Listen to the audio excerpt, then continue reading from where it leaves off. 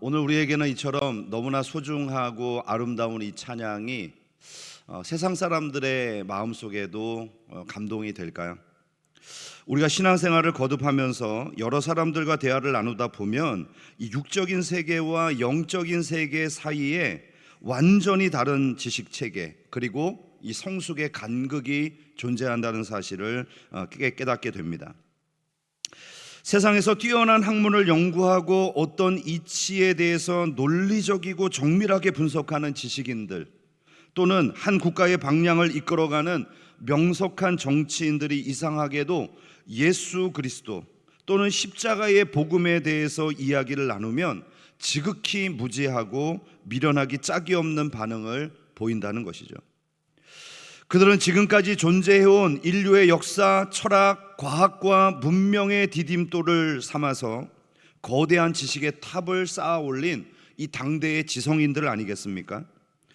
방대한 데이터를 분석하고 미래 사회의 인공지능 시대를 예견할 수 있을 정도의 통찰력을 그들이 가지고 있습니다. 그러나 참으로 안타깝게도 천지를 창조하신 하나님을 아는 지식에 대해서는 너무나도 무지하다는 것이죠.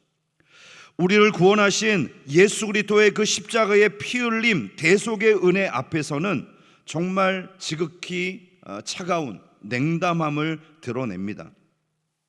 도대체 왜 이런 일들이 일어나게 되는 걸까요?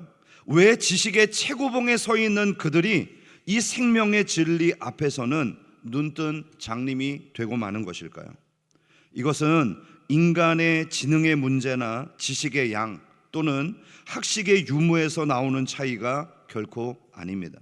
그것은 바로 인간의 깊은 곳에 자리 잡고 있는 이 본성, 이 본성의 차이에서 나오는 인식적인 한계, 존재적인 한계 때문에 나오는 것이죠. 자, 이해를 돕기 위해서 한 가지 비유를 말씀드리겠습니다. 날 때부터 앞을 보지 못하는 시각 장애인이 있다고 한번 생각해 봅시다. 그분을 데리고 멋진 노을이 펼쳐지고 있는 바닷가를 갔습니다. 우리가 아무리 정교한 언어와 많은 말들로 이 붉게 타오르는 저녁 노을빛을 묘사를 한다고 한번 생각해 보십시오. 그러나 그분의 인식 속에는 이 노을의 찬란함을 온전히 인식하기가 어렵습니다. 왜 그런가요? 한 번도 그 노을을 눈으로 경험해 본 적이 없기 때문이죠. 인식을 할 수 있는 감각기관 자체가 사라지는 것입니다. 청각을 잃은 분들에게 세계 최고의 교향악단이 연주하는 웅장한 베토벤의 교향곡을 들려준다고 한번 생각해 보십시오. 그 떨리는 감동과 웅장함을 그가 느낄 수 있겠습니까? 이것은 설명을 못했기 때문이 아닙니다. 음악의 수준이 떨어져서도 아닙니다. 그들에게 그 소리와 빛을 받아들일 수 있는 근본적인 감각기관, 이것이 부재하기 때문이죠. 오늘 우리가 함께 읽은 이 고린도전서 2장의 말씀은 바로 이 영적 감각기관이 완전히 죽어버린 자들, 아담의 타락한 후손인 이 자연인들과 성령의 부르심을 입어서 영적으로 살아난 자들, 즉 바로 그리스도인들 간의 극명한 대조를 우리에게 설명하고 있는 말씀입니다. 오늘 이 말씀을 통해서 우리에게 주어진 이 거듭남의 은혜가 얼마나 놀라운 역사인지를 가슴 깊이 새기면서 영적인 분별력을 다시 한번 거듭 세워가는 귀한 시간이 될 수 있기를 주님의 이름으로 축복합니다.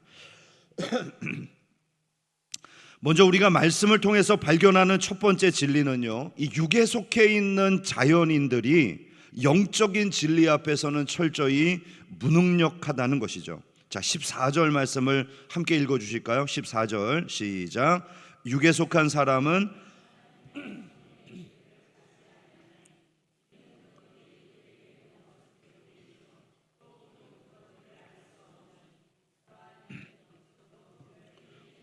아멘. 자, 여기서 이 사도 바울이 지목하고 있는 육에 속한 사람들 누구일까요?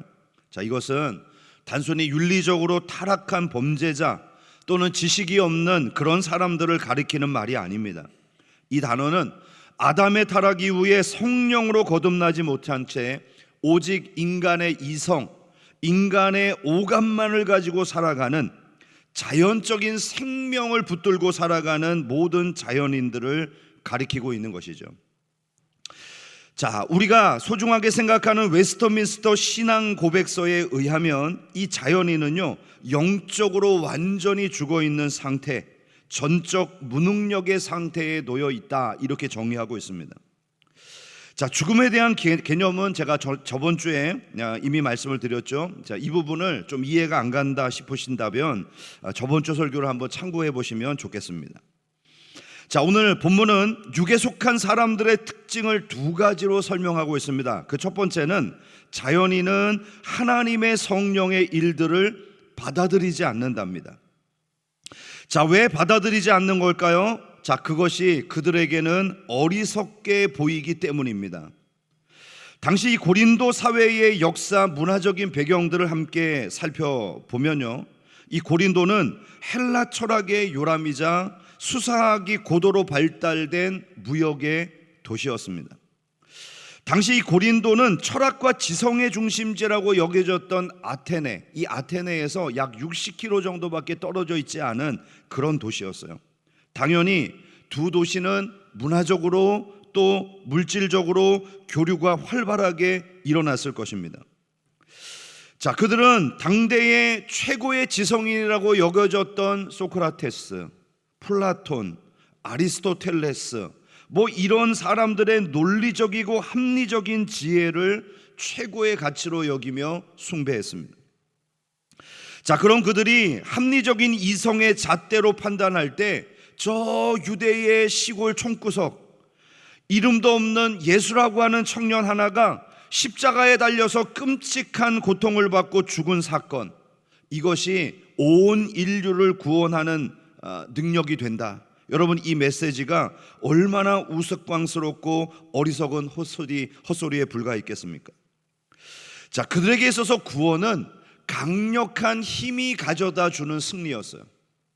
약한 상대를 무력으로 제압하고 승리해서 그 땅을 정복하는 것이 자기들의 구원이었습니다.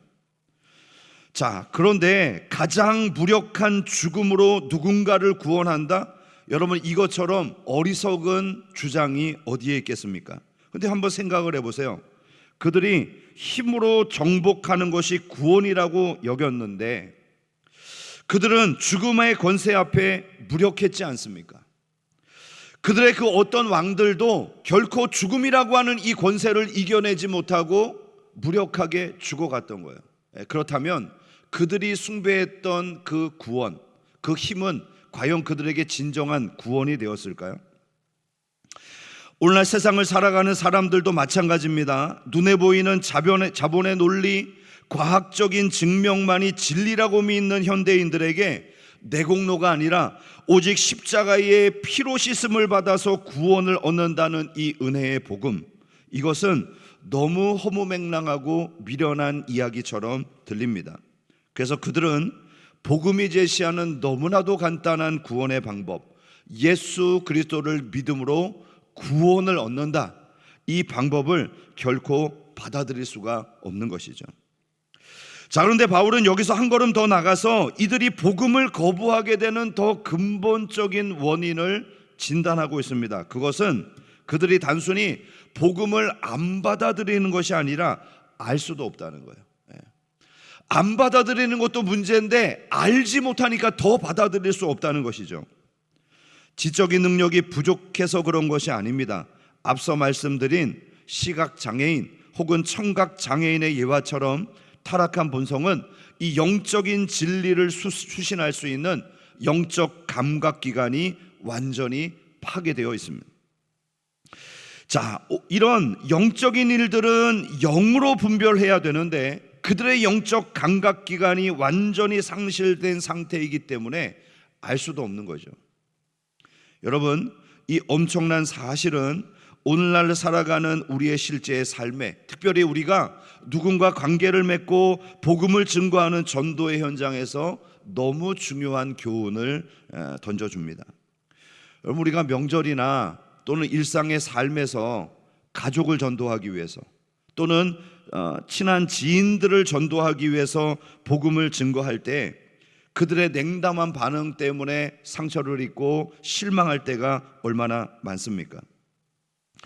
때로는 내 진심을 몰라주는 것 같아서 서운하고, 내 설명과 이 논리적인 진술이 부족하기 때문에 저 사람을 설득하지 못했나 자괴감이 들기도 하고, 또 논리적으로 변증하다 보면 언성이 높아지고 결국은 싸움으로 번지게 되는 이 상황들을 우리가 얼마나 많이 접하게 됩니까?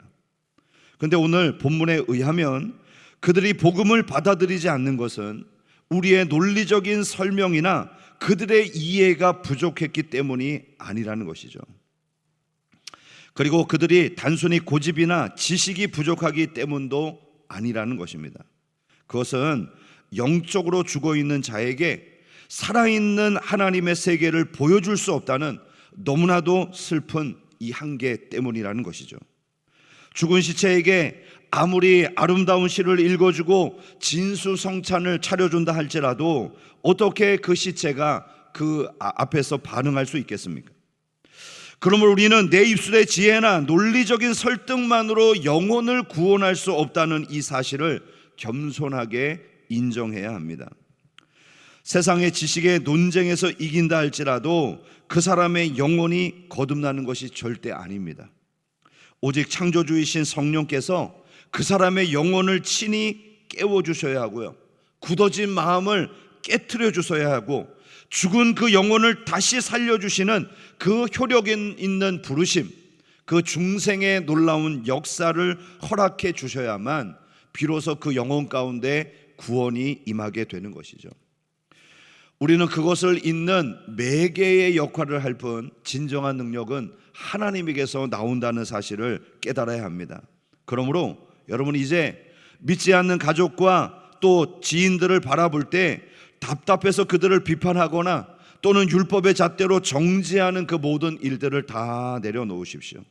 대신 영적인 불능 상태에 빠진 그들의 비참한 영혼, 그 본성을 향해서 불쌍히 여기며 먼저 복음에 빚진 자의 심정으로 그들을 위해 눈물 뿌려 기도할 수 있는 하나님의 자녀들이 될 수 있기를 주님의 이름으로 축복합니다. 두 번째로, 육에 속한 자와 완전히 대조되는 신령한 자들, 이들이 누리고 있는 영적 안목과 특권에 대해서 살펴보겠습니다. 15절 말씀 다시 한번 같이 읽어주시죠. 시작. 신령한 자는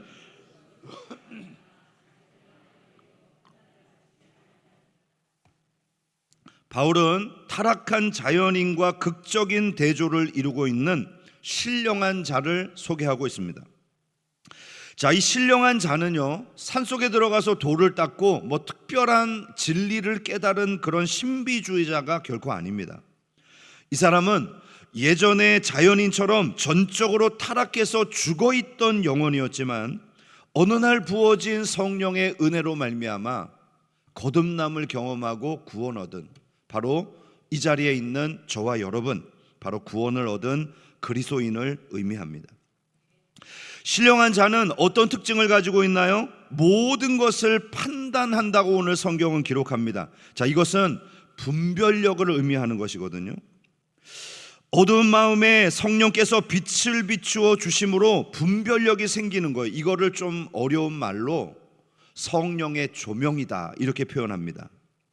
여러분, 자연인의 상태는요, 불 꺼진 방에 서 있는 자와 같아요.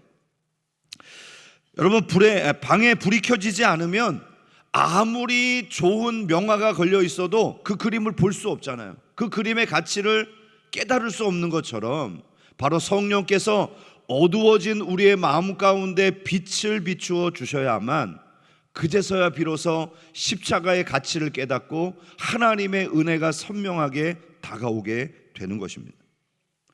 성령께서 우리의 영혼에 스위치를 켜주시고 진리의 빛이 비춰질 때 십자가는 미련한 것이 아니라 하나님의 뛰어난 지혜였구나, 우리를 구원하는 하나님의 진짜 능력이었구나, 이것이 깨달아지기 시작한다는 거예요.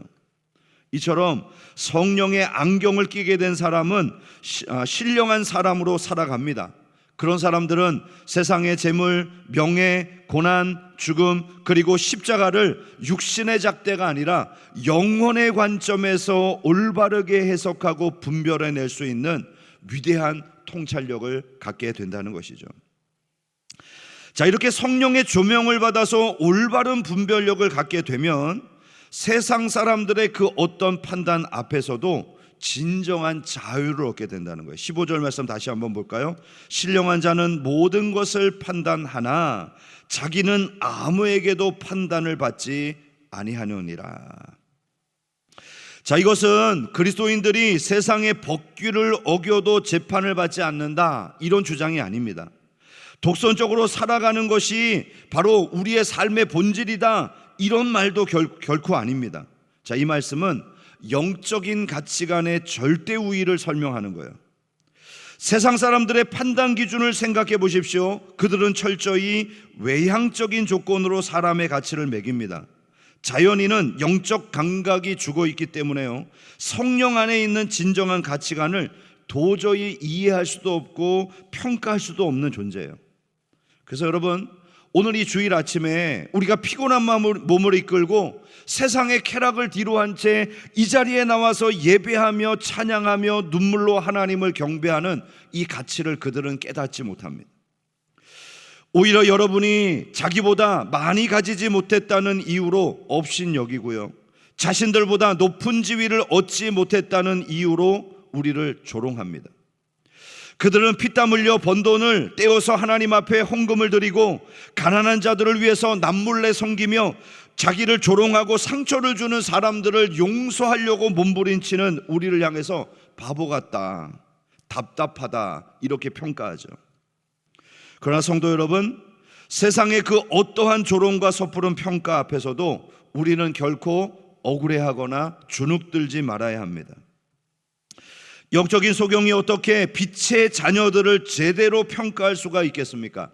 여러분, 땅에서 기어다니는 개미는요, 높은 하늘을 나는 독수리를 이해할 수 없어요. 그들의 세계를 결코 깨달을 수 없습니다.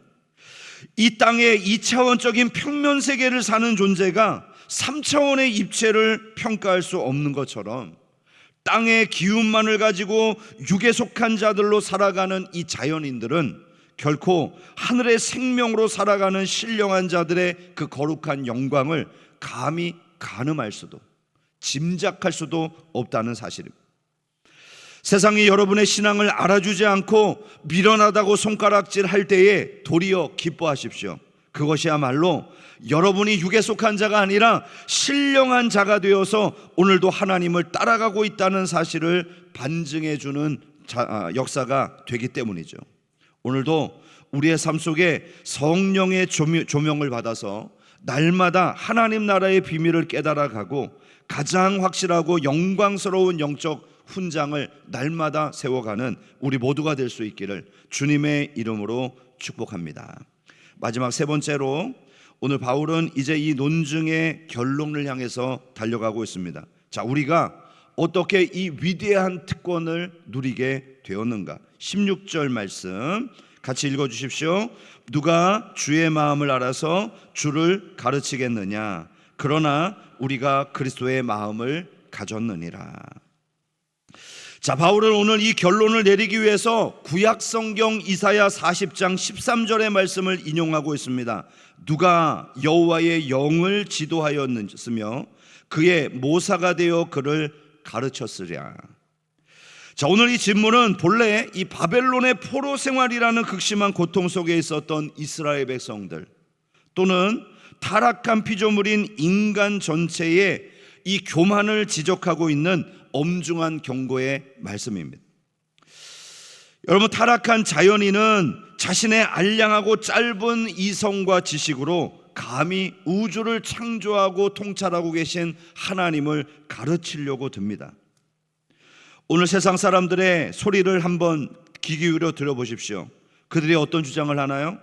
하나님이 살아계시다면 왜 세상에 이처럼 무고한 자들이 고통을 받고 이 세상에 전쟁이 가득한가?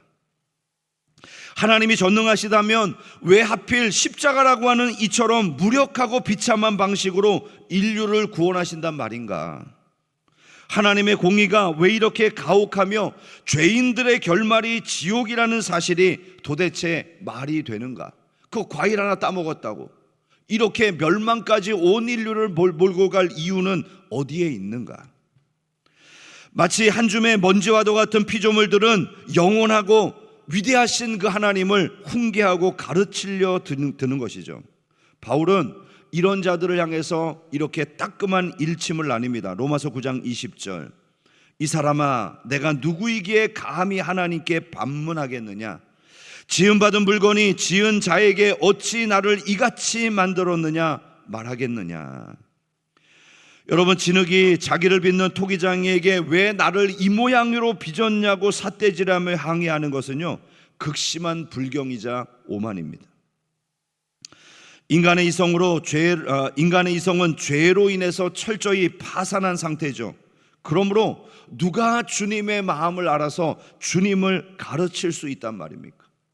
이 땅 가운데 의인은 없나니 단 한 명도 없는 것처럼 주님을 가르칠 수 있는 사람은 단 한 명도 없는 것이죠. 자, 그런데 이 절망의 순간에 바울은 성경 전체를 관통하는 가장 위대한 이 전환의 말씀을 선포합니다. 16절을 다시 한번 보실까요? 누가 주의 마음을 알아서 주를 가르치겠느냐? 그러나 우리가 그리스도의 마음을 가졌느니라. 여기서 이 그러나라고 하는 이 단어를 주목해 보십시오. 여러분, 아담의 범죄와 함께 인간의 운명은 이미 결정지어졌습니다. 인간에게는 더 이상 희망도 그 어떤 가능성도 남아있지 않았습니다. 죄의 삭은 사망이었고요, 죽음 뒤에는 영원한 형벌이 기다리고 있을 뿐이었습니다. 자, 그런데 이 모든 최종 판결이 선포되기 직전에 하나님께서 그러나 이렇게 외치신 거예요. 그러나 이 짧은 접속사는 무지몽매함으로 하나님을 향해 반역하고 어둠에 갇혀 있었던 영혼을 향해 한 줄기의 빛과 같은 그런 은혜의 말씀입니다.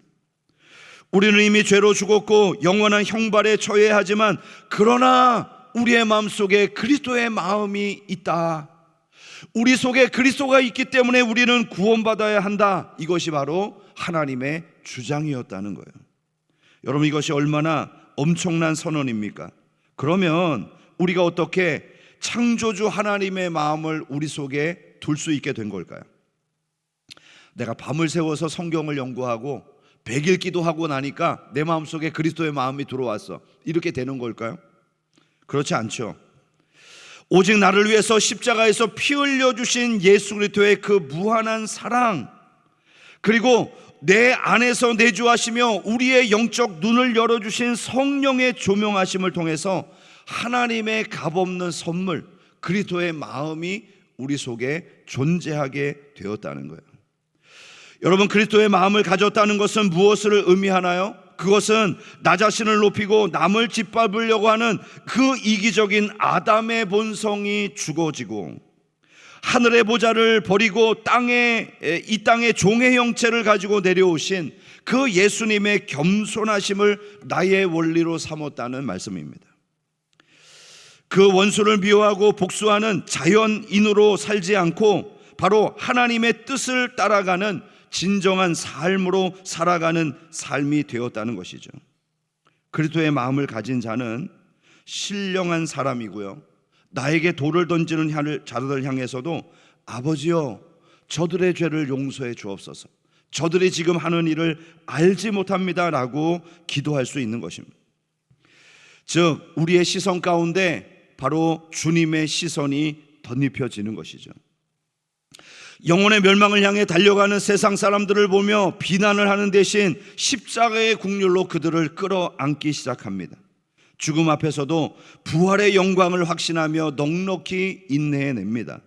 이 그리스도의 마음이야말로 온 우주를 통치하는 강력한 하늘의 지혜이자 바로 세상을 뒤집는 진짜 능력인 것이죠. 저는 오늘 이 자리에 있는 우리 모두가 바로 그리스도의 마음을 품고 하나님 아버지의 마음을 알아서 성령의 능력으로 행할 수 있는 하나님의 사람들이 될 수 있기를 주님의 이름으로 축원합니다. 이제 말씀을 맺겠습니다. 오늘날 우리가 몸담고 있는 이 세상은 하루가 다르게 변하고 있습니다. 과학의 발전, 쏟아지는 지식의 홍수 속에서 인간의 이성과 능력의 한계는 없는 것처럼 보입니다. 자, 그러나 그 화려한 바벨탑의 이면에는 끝없는 비교의식과 상대적인 박탈감, 그리고 어디로 가야 할지를 잃고 방황하는 현대인들의 극심한 우울감, 허무함이 도사리고 있는 것이죠.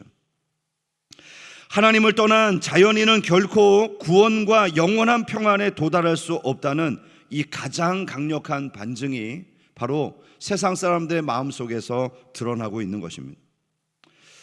지금 여러분들은 과연 어떤 마음을 품고 살아가고 계신가요? 여전히 교회 앞에 나와서 예배를 드리면서도 교회 문 밖을 나서는 순간 육에 속한 사람처럼 세상의 가치관을 붙들고 알량한 이성으로 무장하며 세상을 이겨보려고 하는 아등바등한 마음으로 살아가고 있습니까? 아니면 우리 하나님의 놀라운 은혜를 소망하며 달려가고 있습니까? 혹여 나를 알아주지 않는 사람들에게 분노하고 십자가의 희생은 외면한 채 남들보다 더 높아지려고 더 많은 것을 소유하려고 인생의 목적을 삼아 달려가는 영적 빈곤자가 되고 있지는 않습니까? 이제 그 육신의 옷, 자연인의 한계를 온전히 벗어버리기를 축복합니다. 나의 논리와 지혜가 아니라 내 안에 거하시는 성령 하나님의 조명하심, 그 은혜 앞에 내 모든 전인격을 내어 맡길 수 있기를 축복합니다. 믿지 않는 남편과 아내, 방황하는 자녀들, 그들의 굳은 마음을 내 잔소리로 깰 수 있다는 이 생각을 꺾어버리고 오직 성령 하나님 앞에 그 영혼을 올려드릴 수 있기를 소망합니다. 세상이 우리를 이해하지 못한다고 어리석다고 손가락질해도 괜찮습니다. 우리는 더 이상 세상의 썩어질 기준에 의해서 판단받고 가치가 증명되어야 할 존재가 아니기 때문이죠. 우리 안에는 세상이 감히 흉내낼 수도 짐작할 수도 없는 위대한 창조주 하나님 그리스도의 마음이 존재하고 있습니다. 그 심장으로 우리가 살아간다면 이 세상에서 두려울 것은 더 이상 없는 것입니다. 이번 한 주 동안 여러분이 걸어가는 직장, 일터, 가정의 삶 속에서 이 진리를 굳게 믿고 선포할 수 있는 은혜가 있기를 축복합니다. 한번 따라할까요? 나는 성령으로 거듭난 신령한 사람이다. 내 안에는 그리스도의 마음이 살아있다. 나는 주님과 동행하는 참된 그리스도인이다. 여러분, 타락한 이성을 숭배하며 살아가는 이 세상의 한복판에서 때로는 바보 같아 보일지라도 십자가의 사랑과 섬김과 겸손을 실천하는 그것이 답답하다고 평가를 받는다 할지라도 이것이 진정으로 살아있는 능력임을 깨닫고 우리의 삶 속에서 진정한 그리스도인, 하나님의 위대한 능력을 나타내는 신령한 사람으로 살아가는 우리 모두가 될 수 있기를 주님의 이름으로 축원합니다. 기도하겠습니다. 존귀하신 아버지 하나님, 자연인들의 눈 속에는 결코 하나님의 이 살아있는 생명의 복음을 이해할 수도 받아들일 수도 없음을 이 시간도 함께 말씀을 통해서 나눴습니다. 그렇게 하나님, 우리가 복음이 믿어지고 예수님을 알게 된 것이 얼마나 위대한 역사인가를 오늘 이 시간 다시 한번 마음 깊이 새기게 하시고 우리에게 이처럼 생명을 주시고 성령의 조명을 허락해 주신 그 주님의 은혜를 날마다 찬양하며 믿음으로 살아가는 하나님의 사람들이 되게 하여 주옵소서. 우리가 세상의 이성과 또 과학적인 증명이 판을 치는 이 세계 속에서 살아가지만 하나님, 주님의 시선을 갖게 도와주시고 성령의 깨달음을 가지고 이 세상을 분별하며 살아갈 수 있는 위대한 하나님의 사람이 되도록 인도하여 주옵소서. 우리가 하늘에 속한 자, 생명의 복음을 가진 신령한 자로서 이 삶을 살아갈 수 있도록 이번 한 주도 주님 동행하시고 역사해 주시기를 간절히 바라며 예수 그리스도의 존귀하신 이름으로 기도하옵나이다. 아멘.